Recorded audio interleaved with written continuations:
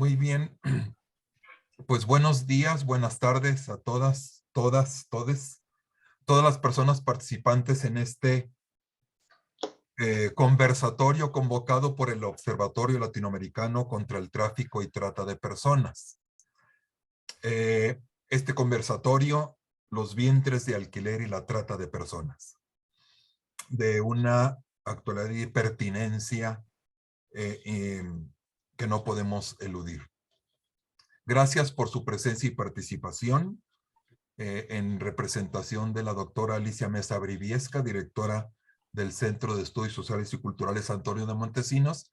Les doy a todas las personas participantes una muy afectuosa y cordial bienvenida. Y para iniciar y introducir este conversatorio, le doy la palabra a la doctora María Antonia Chávez Gutiérrez, asesora del Observatorio Latinoamericano contra el Tráfico y Trata de Personas. María Antonia, Tony, adelante. Gracias, gracias. Pues muy buen día, creo que hoy es una excelente mañana. Vamos a tener la oportunidad de darles la bienvenida a todas y todos los que están aquí desde el Observatorio Latinoamericano sobre Trata y Tráfico de Personas, donde ahora este tema sobre los vientres de alquiler viene a ser una tarea prioritaria. Bienvenidos Nuria, bienvenidos Juan Martín, bienvenida Tere Ulloa, que realmente esta es una discusión muy necesaria para poder tener una visión mucho más amplia de qué es los vientres de alquiler, cuáles son los actores desde los cuales se gesta esta problemática y cuáles son las consecuencias para cada uno de los actores de este problema tan complejo, porque tenemos que ubicar las distancias que hay desde la reproducción asistida, la subarrendación de vientres o gestación subrogada, los vientres de alquiler, que ha sido así denominado por las feministas abolicionistas, y la compra y venta de niños, que tiene que ver con toda la discusión que ha planteado nuestro colega Martín Pérez,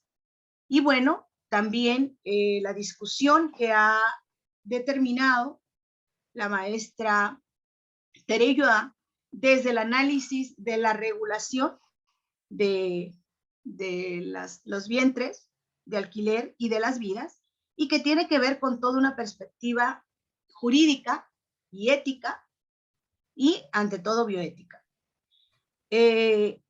Ubicar realmente la discusión de la regulación a la vida desde una perspectiva neoliberal nos está dejando cada vez más claro que en un mundo de mercado, la industria de producción de seres humanos pasó de la ficción a la realidad.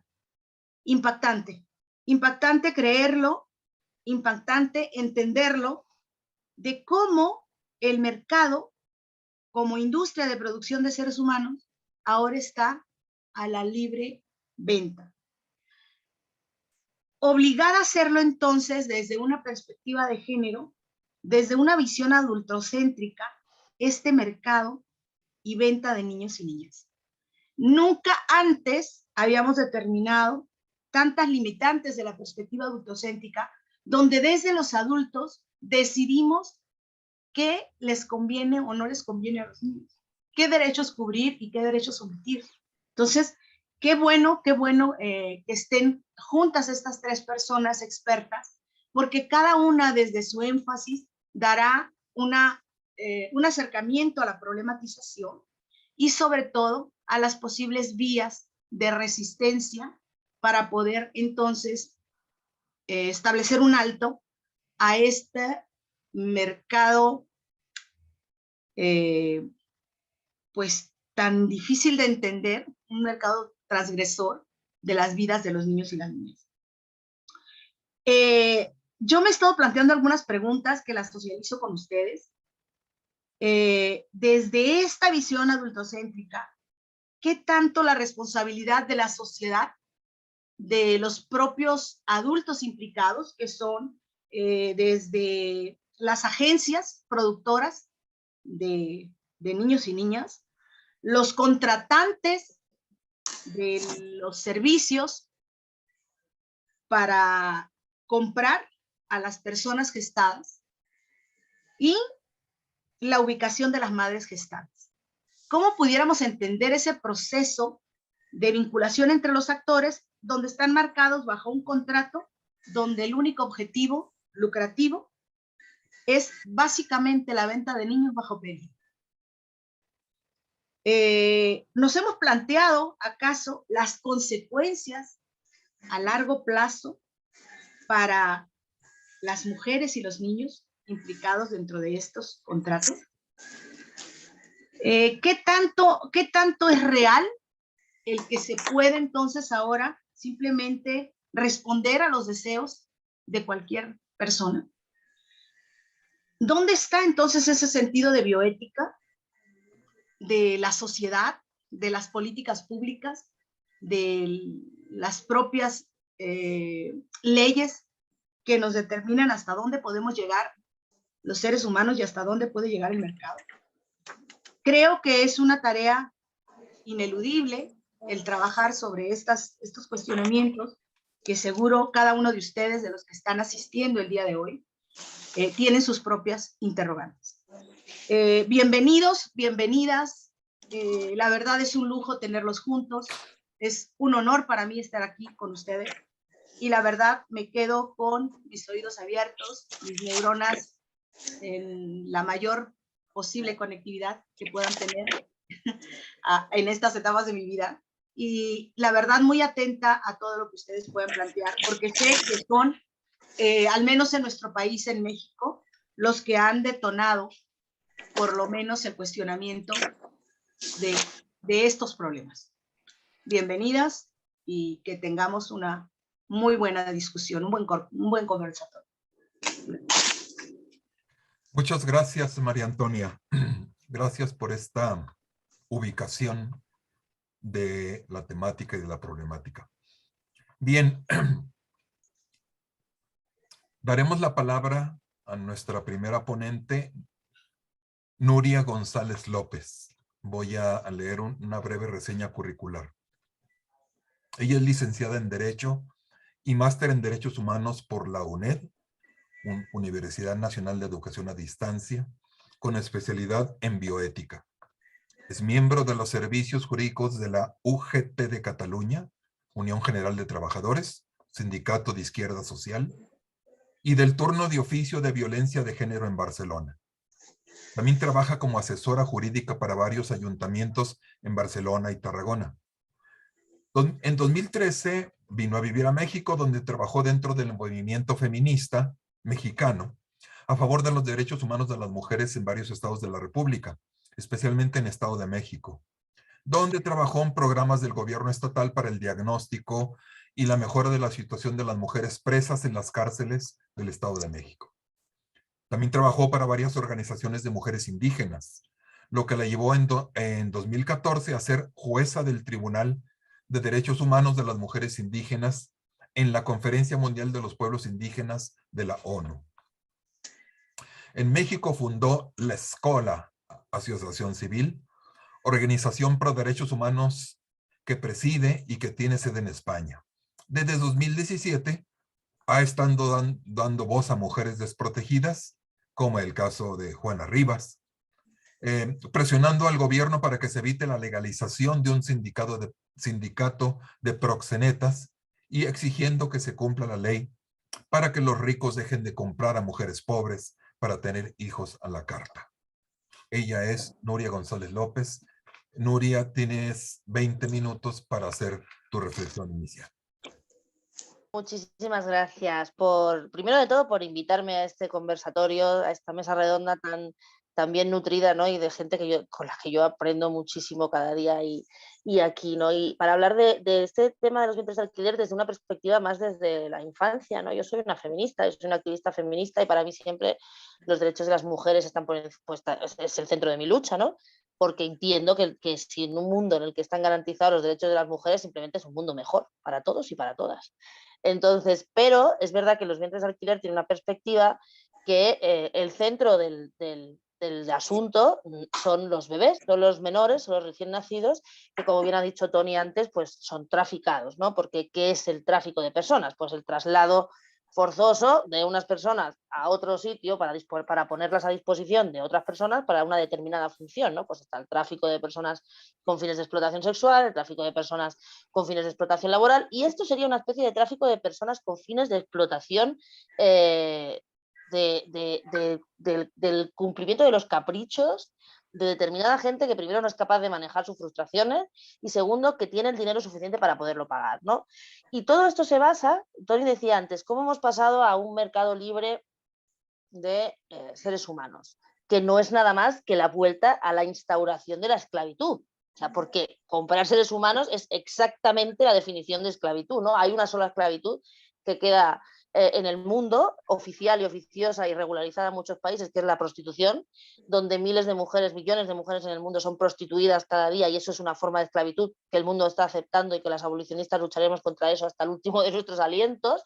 Pero esto que se pretende ahora es otra forma de esclavitud, en este caso doble, ¿no? De las mujeres que fungen como vientres de alquiler, que son utilizadas como medio de producción en nuestro nuevo nicho de mercado absolutamente neoliberal, y por otro lado el producto de ese contrato mercantil del que estamos hablando, porque al final los vientres de alquiler son un contrato, no son nada más que un contrato, nada más y nada menos, con todo lo que eso implica, que son los bebés, ¿no? Que además los bebés, como producto de un contrato, tienen que tener unas características físicas determinadas, unas características concretas, específicamente bebés sanos, porque si no, el contrato se puede resolver y pueden ser devueltos, ¿no? Pero antes de meternos en ese contrato, porque aquí estamos en un foro más bien jurídico, yo lo que quiero decir y me gusta siempre señalar es que toda esta historia de los vientres de alquiler, incluso los gratuitos, altruistas, que por cierto no existen, son otro mito, ¿no? Pero caso de existir, da igual.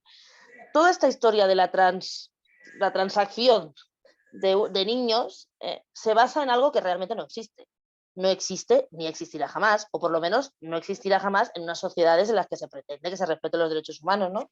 Que es pensar que los niños y las niñas son de alguien. Los niños y las niñas no son de nadie. Los niños y las niñas no nacen con un título de propiedad adjudicado ni siquiera a su madre que los ha parido, que es la única madre que existe. No, los niños no son de nadie, los niños nacen con derechos per se, derechos humanos que los protegen, y por tanto, como no tienen ningún título de propiedad, no pueden ser transferidos, porque las personas, y eso es el artículo 1 de los derechos humanos, están fuera del comercio de los hombres. Así lo pone en el Convenio de Derechos Humanos, así lo pone en cualquier código de comercio de cualquier país, etcétera, etcétera. Y eso lo que quiere decir... ¿Qué? Alguien tiene el micrófono abierto. Clase ahora. Así que estaba. Alguien tiene el micro Yo estoy abierto. en la charla. Favor de- Ana Chávez, favor de cerrar micrófono, por favor. Gracias. Gracias. Entonces, ese es el asunto. O sea, basamos toda la supuesta presunta intención de regularizar un mercado de personas en algo que ni siquiera se da, que es eso. Tú no puedes transferir algo que no es tuyo, y las personas no es que las puedas transferir porque no son tuyas, es que las personas no se pueden transferir, pero además nadie es dueño de nadie, ¿no? Por tanto, ya hemos acabado la discusión jurídica de este asunto. No cabe ningún derecho ni ninguna regularización en ningún supuesto, ni económico, ni comercial, ni gratuito, ni altruista, ni no altruista, ni de nada, ni entre familiares, ni entre conocidos, ni entre primos, nada. No cabe ningún supuesto porque no es real que las personas sean objetos propiedad de nadie. Por lo tanto, como no son propiedad de nadie, no se pueden transferir. Y ese es la piedra de toque. Ya está. O sea, las abolicionistas, la gente que esté a favor de los derechos humanos, no debe de bajarse de ese argumento. No tiene nada que ver con la libertad de las mujeres, por supuesto, menos aún en este sentido, donde las mujeres son directamente esclavizadas durante 9 meses, 24 horas al día, 7 días a la semana. No tiene nada que ver con el deseo de ser padres. Bueno, que ese puede existir, pero lo que no existe tampoco es el derecho de ser padres. El derecho de ser padre no existe, porque si no, los estados deberían de garantizar a las personas una manera de ser padres. Y perdón, pero la única manera, por ejemplo, de garantizar a los hombres ser padres sería poniéndoles a una mujer a disposición, porque los hombres, lo siento mucho, pero no pueden parir. Entonces, como no pueden parir, independientemente de lo que hagan con su vida, que es libre cada uno de hacer lo que quiera, no se puede garantizar el derecho de esos hombres, porque sería como asimilar que debe haber una parte de las mujeres estrictamente dedicada a poner su cuerpo a disposición de esos hombres y además a entregar a esos hombres unos niños que no son suyos. Porque debemos recordar, por encima de todas las cosas, que en el sistema latino de derecho, el único hecho que determina la filiación, el único hecho cierto que determina la filiación es el parto. Y parir solo pueden parir las mujeres. Igual que embarazarse, solo se pueden embarazar las mujeres. Por lo tanto, el único hecho cierto, que es el parto, es el que determina la filiación. Y cuando transferimos niños a gente que no tendría derecho a ellos, si no fuera por ese contrato, estamos atentando contra el derecho fundamental de los menores, que es el derecho a la filiación, que está absolutamente ligado al derecho fundamental a la identidad. Esto se ve clarísimamente con el tema de las adopciones. Cuando los niños son adoptados, los estados tienen la obligación de salvaguardar los datos personales de esos niños, de esos menores, para en el caso llegado de que sean mayores de edad y ellos quieran determinar, saber qué ha sido de su vida, quiénes son, por qué están así, por qué fueron adoptados, lo que sea, pues el Estado tiene esa obligación de tener esos datos y ponerlos a disposición de esos menores. ¿Por qué? Porque se salvaguarda el derecho fundamental a la identidad, a saber quién eres. Y ese derecho es un derecho humano que cada vez que se viola se está cometiendo un delito de lesa humanidad, que no prescribe. Por eso cuando decía antes, Tony, ¿cómo va a evolucionar esto? Pues yo te puedo decir que ya hay grupos de adultos que fueron niños de alquiler, o sea, que fueron niños nacidos mediante vientres de alquiler en Estados Unidos, que es donde primero pasó toda esta historia, pues porque todo lo neoliberal ya sabemos siempre de dónde viene, ¿no? Que ya tienen entre 30 y 40 años, que sabiendo que habían sido adquiridos mediante vientres de alquiler, se están organizando en demandas contra el Estado norteamericano, por no haber protegido su derecho a la identidad y su derecho a no ser traficados. Repito, porque la filiación y la identidad son derechos humanos de los niños que generan crímenes de lesa humanidad.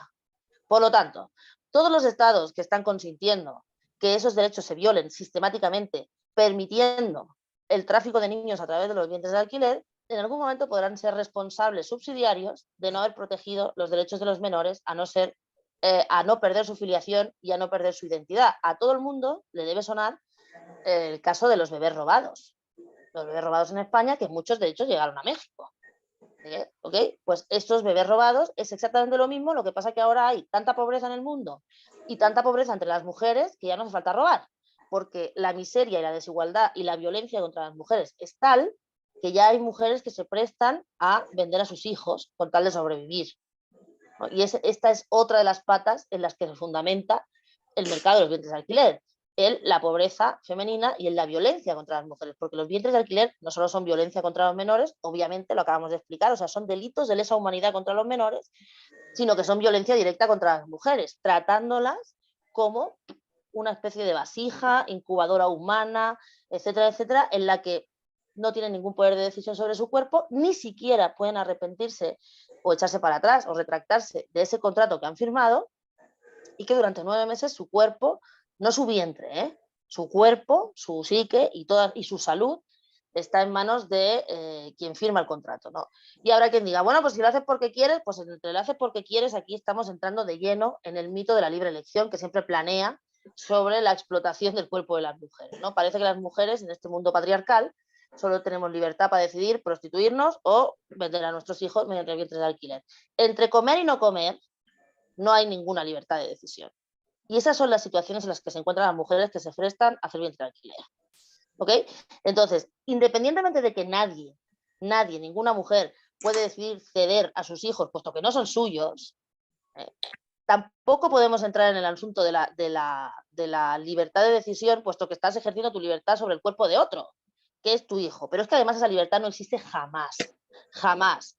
Y lo que están haciendo los estados, que están intentando regularizar los vientres de alquiler como un negocio más, es orillar a las mujeres, haciendo dejación de su función de Estado, promoviendo políticas públicas que dignifiquen la vida de las mujeres. Lo que están haciendo es promover la idea de que las mujeres, teniendo un cuerpo, ya podemos sobrevivir de él.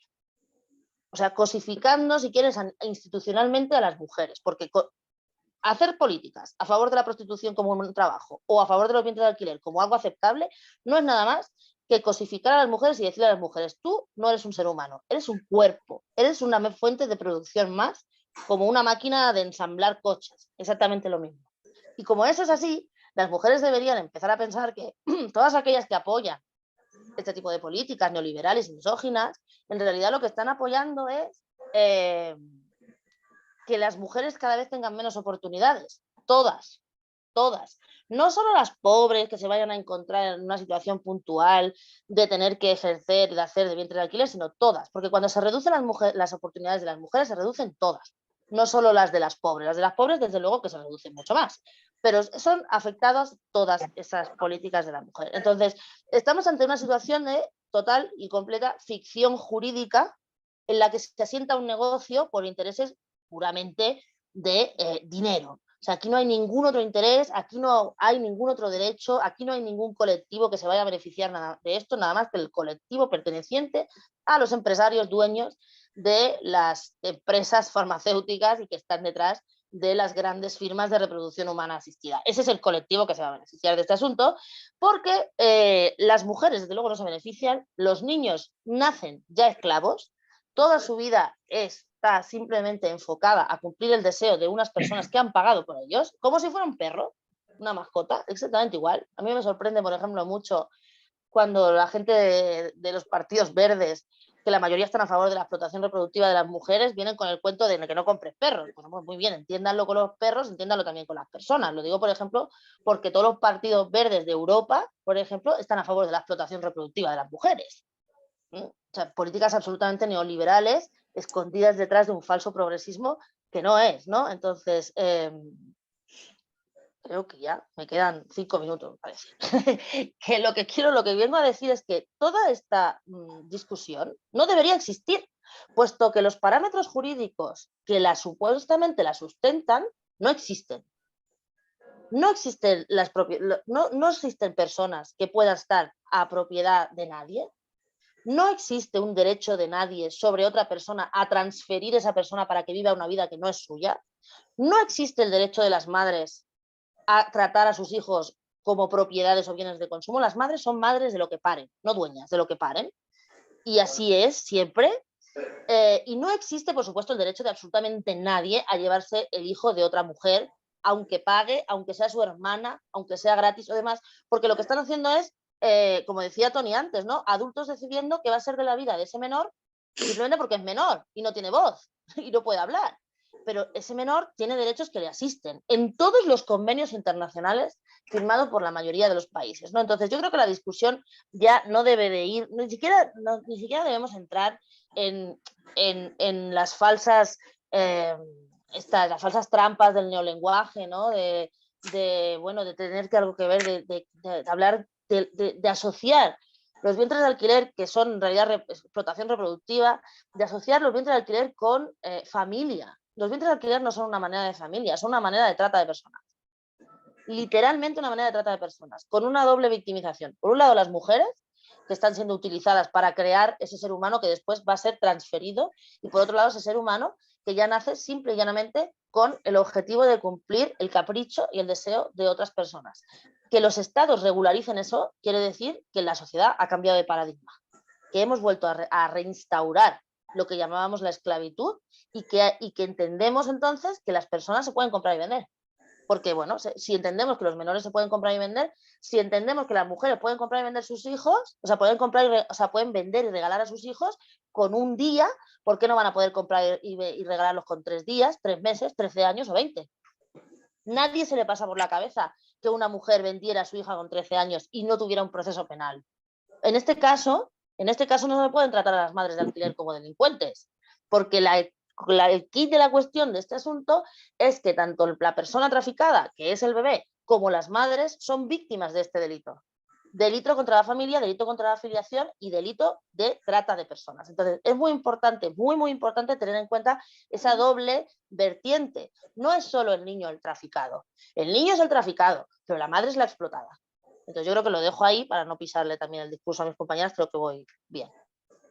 Te quedan aún 5 minutos, Nuria, si quieres añadir algo. Ah, no, entonces lo que no quería era porque si no nos vamos a ir chafando, ¿no? Lo que me gustaría decir, supongo que luego entraremos en el tema con mis compañeros, es que además es muy peligroso que en sociedades como la mexicana, lo digo aquí porque estamos en Latinoamérica, y en muchos países de Latinoamérica donde se ha girado, se ha volteado la industria después de que cerrara la mayor industria de vientres de alquiler del mundo, que es Ucrania, eso es un dato que todo el mundo tiene que tener en la cabeza. Ucrania era el mayor exportador de niños del mundo. Unos 2.500 niños al año. Ucrania ha cerrado el negocio por razones obvias. Intentó no cerrarlo al principio, pero evidentemente no se ha podido seguir, entonces Ucrania ha cerrado el negocio.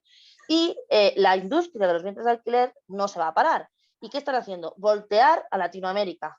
¿Por qué? Porque Latinoamérica tiene las condiciones, las estrictas condiciones de ser un buen terreno para implantarse como nuevo útero del mundo, específicamente México, donde ya hay 2 estados que lo permiten. Ya hay ucranianos en Culiacán intentando montar changarro. ¿Por qué? Porque en Sinaloa es legal para mexicanos y en Tabasco también, pero además con la decisión de la Suprema Corte de junio abre la puerta al libre comercio de niños mexicanos, de niños y niñas mexicanas. Eso es lo que se está haciendo. Hay una pregunta que dice, ¿por qué se detuvo la explotación reproductiva? Por la guerra. Por la guerra. Solo por la guerra, no por un tema de moral ni de derecho. Ucrania es un país que viola sistemáticamente los derechos humanos de sus mujeres, haya guerra o no haya guerra. Pero el tema del por qué se cerró, se puso en stand-by la industria de los vientres de alquileres por la guerra. Y eso ha hecho que, lo que decía, las industrias se giren a Latinoamérica. Y Latinoamérica es un sitio, y México es un lugar con una violencia misógina estructural que permite que la gente le dé igual si hay mujeres explotadas o no, o por lo menos no haya una contestación social, y hay una pobreza y una desigualdad suficientemente importantes como para encontrar mujeres muy fácilmente que funjan como vientres de alquiler. Con lo cual estaríamos, si queréis, ante el último paso de la colonización europea y americana.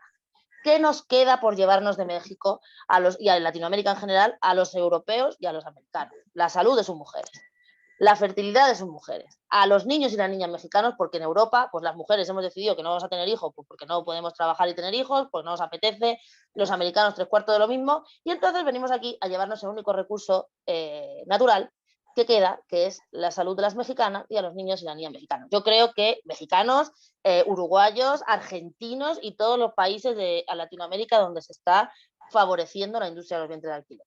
Entonces yo creo que ese no es el papel de las mexicanas deben de tomar su papel de ciudadanas de primera, los niños y las niñas mexicanas no están para ser mercadeados ni por gringos ni por europeos con dinero, y ahora sí, yo creo que aquí lo dejo porque mi compañera y mi compañero seguro que en este punto tienen mucho más que decir. De acuerdo, muchas gracias, Nuria. Muchas gracias por esta primera luminosa intervención. A las participantes, efectivamente, las preguntas las hemos dejado para el final de las 3 exposiciones, pero pueden ir poniendo sus cuestiones en el chat y si el ponente la va viendo y quiere abordarla en ese momento, adelante. De todas maneras, las tendremos ahí presentes. Gracias. Bien, doy la palabra a nuestro siguiente expositor, Juan Martín Pérez García. Él es defensor de derechos humanos, especialmente de las infancias y poblaciones callejeras. Es coordinador de Tejiendo Redes Infancia en América Latina y el Caribe, donde acompaña procesos de incidencia política y fortalecimiento de organizaciones sociales en 19 países. Formador, conferencista, consultor internacional y referente experto sobre derechos humanos en medios de comunicación nacionales e internacionales. Autor de diversas publicaciones en diarios, revistas universitarias y obras colectivas. Es psicólogo por la Escuela Nacional de Estudios Profesionales Zaragoza, la ENEP Zaragoza, de la UNAM. Sus aportes le han permitido recibir premios y reconocimientos en la UNAM, Secretaría de Salud, CONACYDA y la Reina Sofía de España, entre otros. Es conductor radiofónico desde hace años 2003. De 2010 a 2021 fue director ejecutivo de REDIM, Red por los Derechos de la Infancia en México, esta red mexicana, y fue representante de sociedad civil en el Sistema Nacional de Protección Integral de Niñas, Niños y Adolescentes, CIPINA, de 2016 a 2020. Ahora integrante del Consejo Consultivo. Además, integrante del Consejo Nacional Ciudadano del Sistema Nacional de Búsqueda de Personas Desaparecidas, de 2017 a 2021. Desde 2015 a 2019 fue secretario ejecutivo de la Red Latinoamericana y Caribeña por la Defensa de los Derechos de Niñas, Niños y Adolescentes. Y fue integrante de la Junta de Gobierno y Asamblea Consultiva tanto de CONAPRED, Comisión Nacional para Prevenir la Discriminación, y de la COPRED en la Ciudad de México, antes de EFE, del Consejo Consultivo de UNICEF México. Desde 1988 es miembro de la red internacional Ashoka y fundador de Comenta, Diálogo de Saberes, donde participa como consultor internacional. Fue fundador en 1994 de El Caracol, Asociación Civil, una organización de la sociedad civil especializada en la promoción y defensa de los derechos humanos de poblaciones callejeras, entre otras cosas. Juan Martín, bienvenido y muchas gracias. Tienes 20 minutos para compartirnos tu saber y experticia en este tema. Adelante. Muchísimas gracias, Jaime, y bueno, gracias también a María Antonia por la invitación y a Alicia por pues todo este trabajo que han estado haciendo desde el CAM.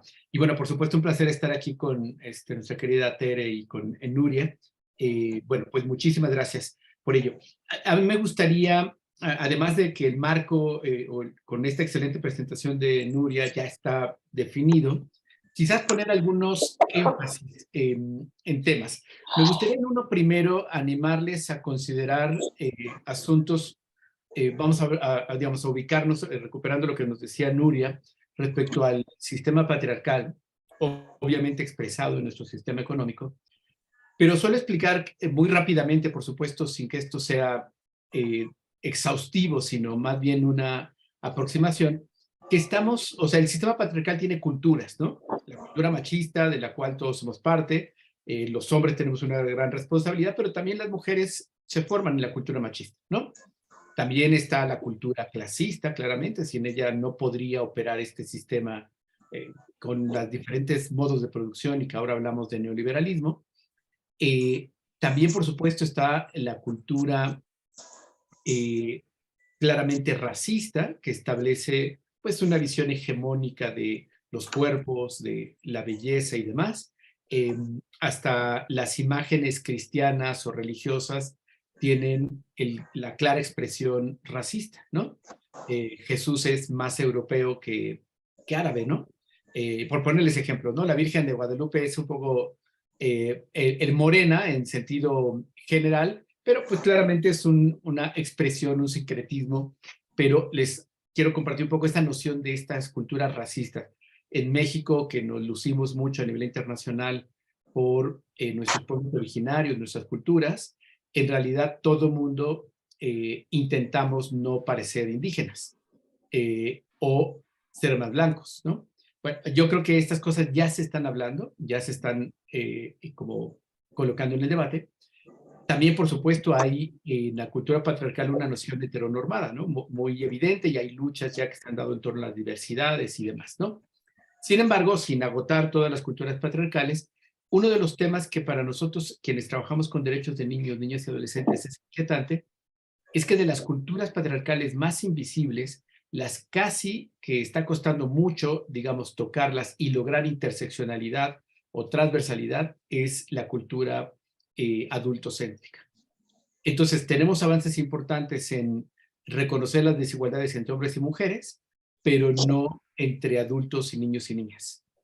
Y Nuria hace un ratito hablaba sobre estas conversaciones que han tenido el feminismo. Yo recuerdo ya hace varios años con colegas que logramos lanzar una campaña ya pues hace 12 años, ya si no me equivoco 12 años, las niñas también cuentan, y fue precisamente con nuestras colegas católicas por el derecho a decidir y otras organizaciones feministas mexicanas, y una de las pues, cosas básicas, digamos, o axiomas básicos de esta campaña es que la violencia de género, la discriminación, los tratos desiguales contra las mujeres inician siendo niñas. todos los datos, toda la evidencia está ahí.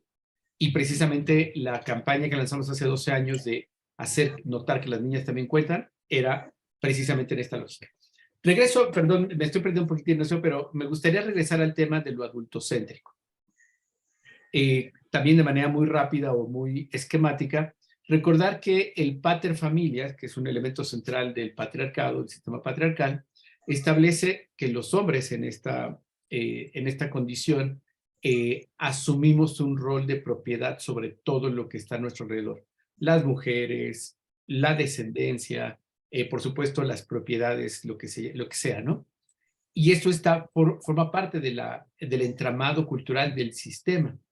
Y precisamente en el 532, en el derecho romano, esto quedó establecido, digamos, o positivado en términos jurídicos, y lamentablemente, pese a que estamos en 2022, ya casi 2023, nuestros marcos normativos globales siguen colocando a niños y niñas y nuestra dinámica o debates de familias en el pater familias.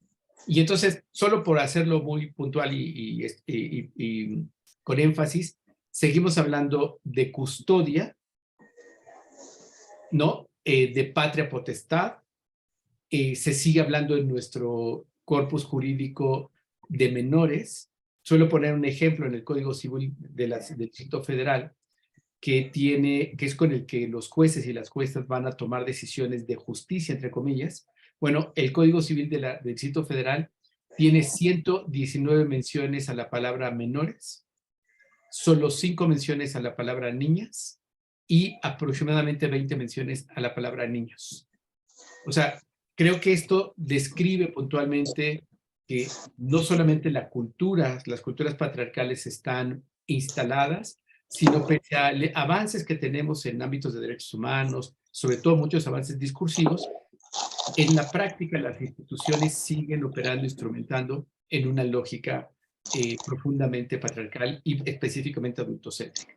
Quisiera regresar o colocar énfasis nuevamente en ello, porque uno de los criterios centrales de la cultura patriarcal adultocéntrica es que los niños no son personas. Segundo, los niños son objetos de propiedad. Y tercero, los niños no tienen agencia propia. Estas están imbrincadas, es decir, las tres se conectan, pero me gustaría poner énfasis en esta noción.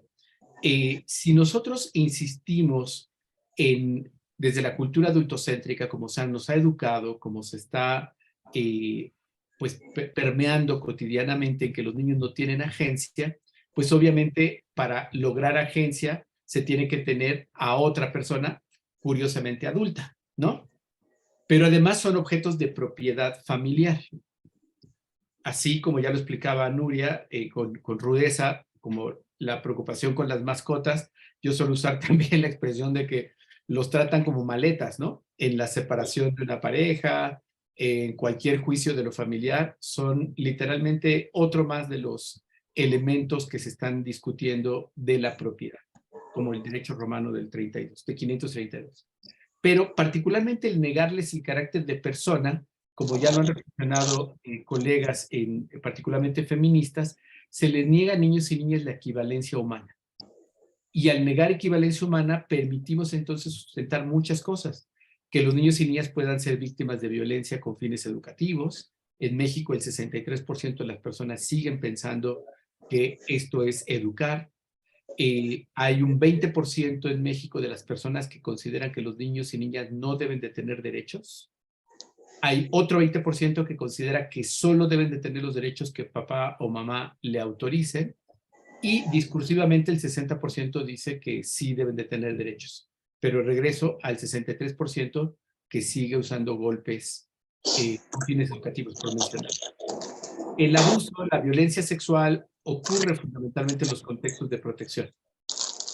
La familia, las escuelas, los centros deportivos, las iglesias, porque está imbrincada en la educación, está colocado esta lógica adultocéntrica.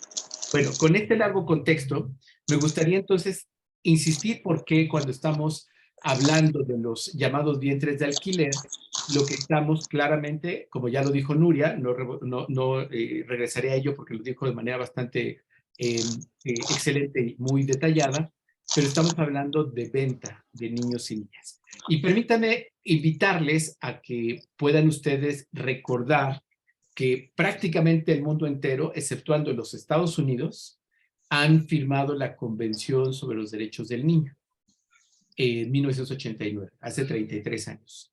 Pero además hay 3 protocolos facultativos.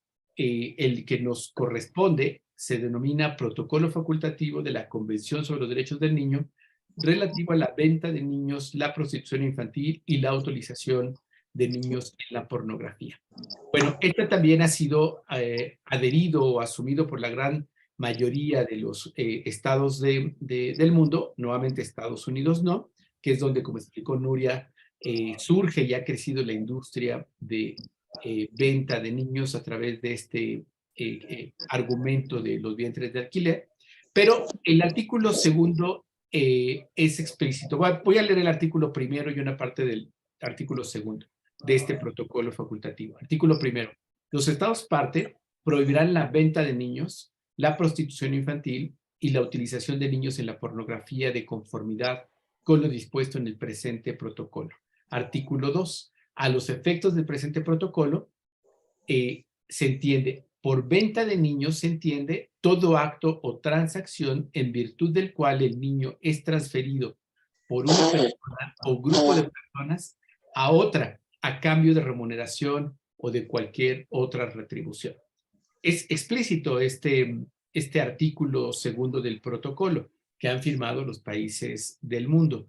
Por venta del niño se entiende todo acto o transacción en virtud del cual un niño es transferido por una persona o grupo de personas a otra a cambio de remuneración o cualquier otra retribución. Y bueno, el protocolo establece varias acciones que solicita y demás para los estados, o que los estados se obligan. Creo que al ser explícitos con esta tarea o con esta definición, no podemos olvidar que esto ya también es algo que se está dando de debate en el derecho internacional. Nuria nos ha explicado ya algunos temas y también seguramente lo complementará con un asunto terrible que se está dando ahora en La Haya. Recuerden que La Haya es el acuerdo, digamos, entre los estados para poder garantizar una parte comercial y demás, pero específicamente la que nos corresponde en el ámbito de infancia es la relativa a adopciones y a responsabilidades parentales y que cómo logramos que los sistemas jurídicos de los países del mundo que se suman a la Haya puedan garantizar pues el derecho de todos, particularmente de niños y niñas a ello. Bueno, en este sentido, ahorita me gustaría también que Nuria pueda profundizar en ello más porque lo tiene bastante fresco, pero me gustaría mencionarles que en marzo del 2018, la relatora especial sobre la venta y la explotación sexual de niños, Madao, y no voy a pronunciarlo bien seguramente, pero Madao Debord-Bukisho, presentó su informe ante el Consejo de Derechos Humanos, repito, fue en marzo de 2018, el informe ante el Consejo de Derechos Humanos, en el que advirtió que la gestación subrogada es una práctica en crecimiento que si no se regula eficazmente perjudica gravemente los derechos de las madres y los hijos. Y explica que desde el punto de vista jurídico la maternidad subrogada adopta distintas formas.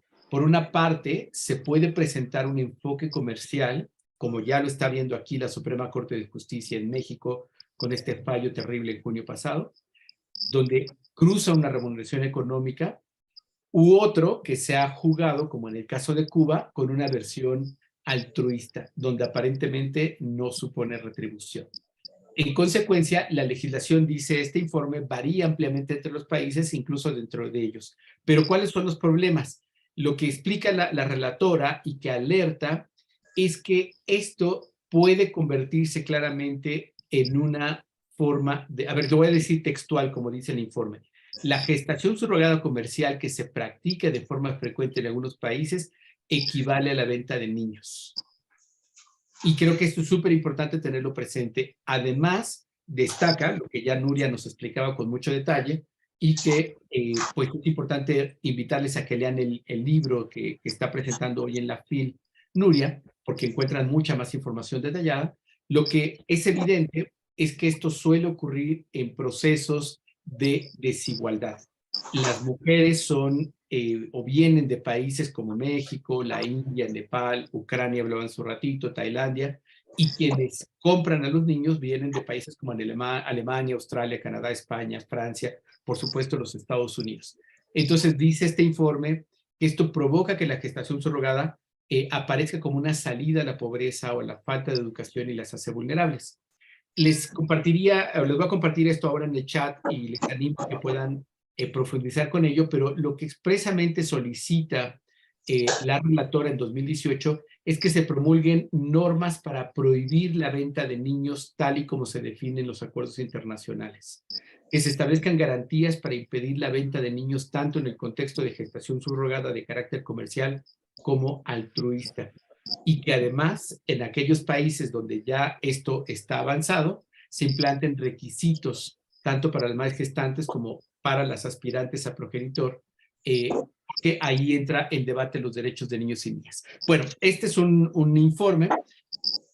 No les sorprenda a ustedes que en este informe de la relatora sea contundente cuando habla de venta de niños, pero después habla de posible regulación, porque precisamente parte de lo que estamos debatiendo es la cultura adultocéntrica.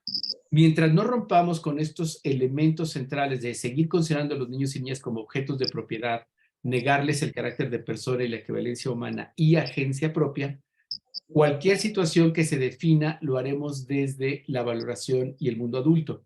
Lo diré desde otro lugar. Es como si pusiéramos o nos colocaran a hombres a definir los criterios para prevenir o atender la violencia contra las mujeres. Por supuesto que podremos dar ideas, pero no la haremos de forma correcta.